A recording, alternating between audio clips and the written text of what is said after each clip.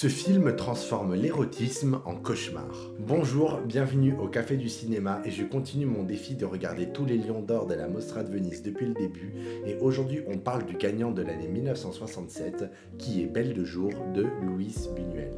Belle de jour raconte l'histoire de Séverine, qui se sent mal à l'aise dans son couple et qui n'est pas en phase avec l'homme qui partage sa vie. Poussée par la curiosité, Séverine se rend discrètement dans une maison close et devient la nouvelle pensionnaire de ce lieu et commence à s'épanouir sentimentalement dans ce lieu. Mais tout cela va prendre une autre tournure quand un client tombe amoureux de Séverine. Belle de jour est l'adaptation du roman du même nom de Joseph Kessel.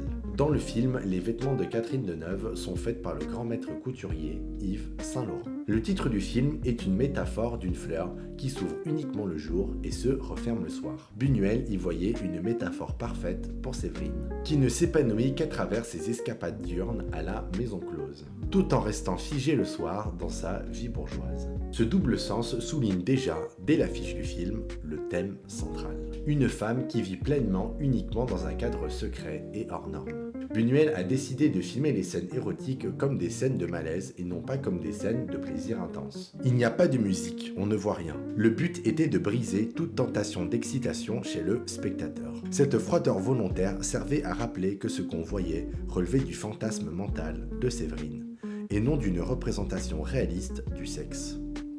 Le film est réputé pour l'ambiguïté de sa séquence finale. Certains y voient un retour à la normalité, d'autres un pur fantasme de Séverine, ou même une scène qui se déroule dans son esprit après un choc traumatique. Le réalisateur donnait très peu de directives aux acteurs, il ne discutait pas de leur intention. Cela a eu tendance à déstabiliser les acteurs qui ne savaient pas si leur jeu correspondait à ce que Buñuel voulait. Ce silence forçait les acteurs à trouver la réponse par eux-mêmes, ce qui donne un jeu plus mystérieux à l'écran. Lors de sa victoire en 1967 à la Mostra de Venise, Buñuel songeait à refuser le Lion d'Or. Il détestait l'idée que l'on puisse classer et hiérarchiser les films. Finalement, par respect pour son équipe et les producteurs, il a accepté de recevoir le trophée.